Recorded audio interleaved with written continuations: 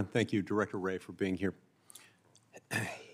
In a report issued declassified in August of 2021, the Director of National Intelligence stated, quote, FBI personnel conducted multiple queries of an individual who had the same last name as the FBI personnel conducting the query. And on further investigation, what they learned was that this query was made after this analyst at the FBI had a conversation with his own mother, and his mother expressed suspicions about his father having an affair, cheating on her, having an affair with another woman. And so as a result of that, they looked into it, and this particular analyst admitted that he ran the queries because of this tip from his mother that his dad was having an affair. Because I've got a lot of material to cover, I'd appreciate if you could give me a yes or no answer to this. Was that analyst terminated? I'm not sure that I can recall the specific instance that you're talking about, so I'll have to go look at that and follow back up with you on that. And do you know whether the analyst's security clearance would have been revoked?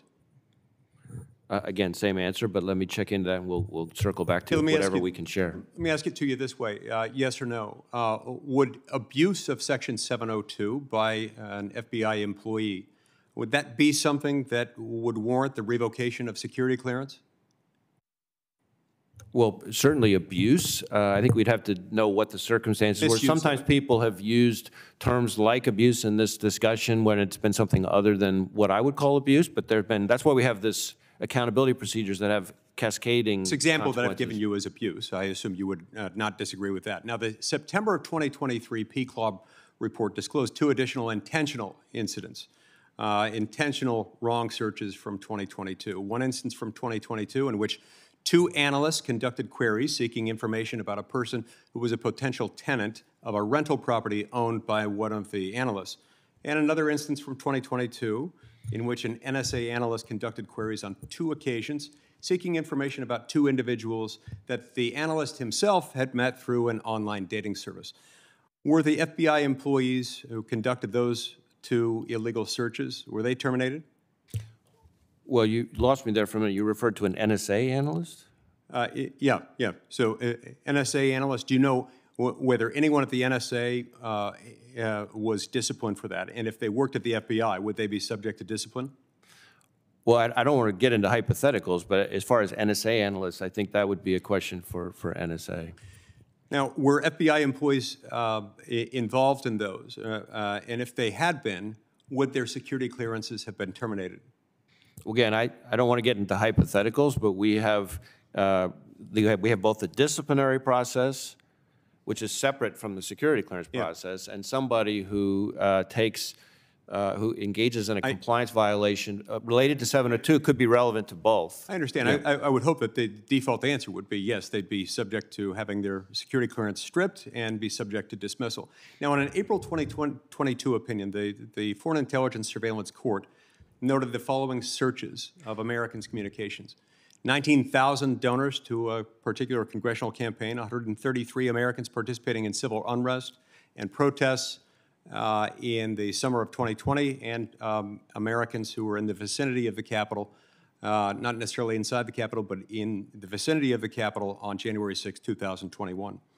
The DNI's semi-annual assessment of Section 702 disclosed illegal queries conducted in 2019 to 2020, quote, using only the name of a U.S. congressman. The FISA court disclosed 2 particularly egregious searches from 2022. In June of 2022, an analyst conducted 4 queries of 702 information using the last names of a U.S. senator and of a state senator without further limitation.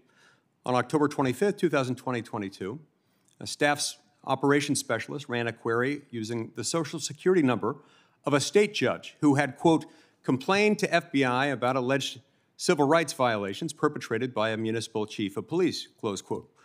Were the FBI employees who conducted those illegal searches terminated, or did they have their security clearances stripped? Yes or no?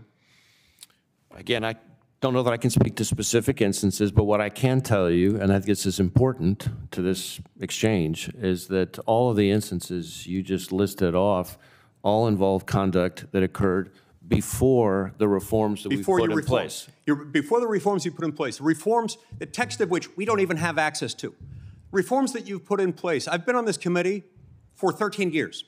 During the entirety of those 13 years, I've expressed concerns to FBI directors appointed by presidents of both political parties and 3 different presidential administrations.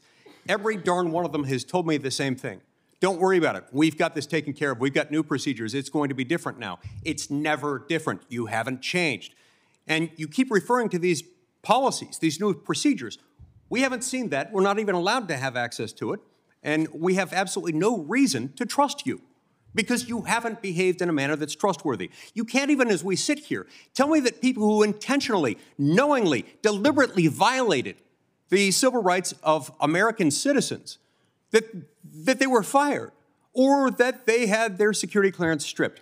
Now, in 2022, FBI and other agencies searched Americans' communications over 200,000 times, only 16 of which were evidence of a crime-only searches that returned information. I'd like to ask you to give a yes or a no answer to these questions.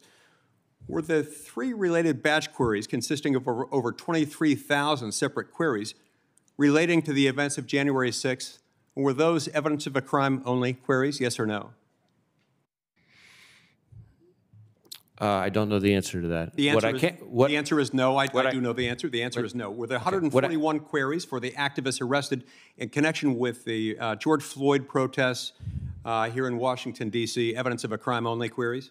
Those were non-compliant queries, and again, they all predate the reforms that we've put in place, which echo other reforms that other FBI directors have told me about every darn year. How about the 19,000 donors to a political campaign? The answer there is no. What about the query for a sitting member of Congress? The answer there is no. What about the query involving a U.S. Senator, which for all we know could be any one of us? The answer is no. And so what does that tell me? Well, what I'm hearing and what these data points all point to is that a warrant requirement or prohibition relating to, quote-unquote, evidence of a crime-only queries would not have been something that would have prevented any of the most egregious examples of the abuse that we've seen under Section 702. So the FBI is already required to obtain a court order in some circumstances before accessing the contents of Americans' communications in the context of 702. They're already required for that in some circumstances.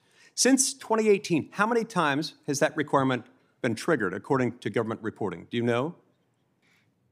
You're talking about the so-called F2? Yes. Yeah, how many times has it been triggered? Yes. I think there have been 2 instances where I think is maybe the number. 103 times it's been triggered. And out of those 103 identified times, the FBI should have obtained a court order. How many times did the FBI actually obtain one? Do you know? That, I think the answer is none. 0. So you're telling me that the FBI has completely ignored the limited court order requirement that it's already subjected to. You have the audacity to come here, and you told us that adding a warrant requirement to 702, even for queries involving U.S. persons on U.S. soil, that would amount to some sort of unilateral disarmament. You have a lot of gall, sir. This is disgraceful. The Fourth Amendment requires more than that, and you know it. I know every single time for centuries, even prior to the founding of this country, there were similar protections built into the laws of the United Kingdom before we became a country. Even then, the government was making the same darn argument you're making today, which is it's too hard. This would make it hard for the government. It's why we have a Constitution, sir, and you must comply with it. Mr. Chairman, may I respond briefly? When you ask why are things different this time, I would point you again to the findings of the court and the department themselves, both of which have not been shy about identifying some of the same instances that you cited in our colloquy.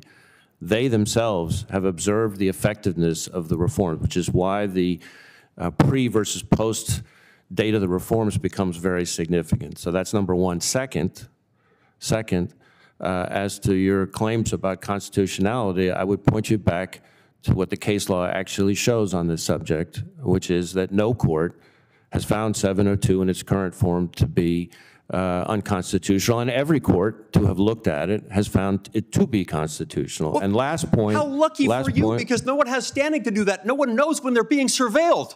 Yeah, that is not an argument, sir. Last point, Mr. Chairman, is that in some of the instances, and you went through a number in your questions, in some of the instances in particular that I know about, those are instances where the queries were run in order to get to a public official, member of Congress, to warn them about foreign influences targeting them. And a warrant would not have enabled that. We call those consent searches. And consent searches do not require a warrant, sir, and you know that. There is nothing that you have done that is not entirely within the FBI's control and supervision. You're asking me to believe something that is not believable because your agency has made it unbelievable, and I refuse to accept it.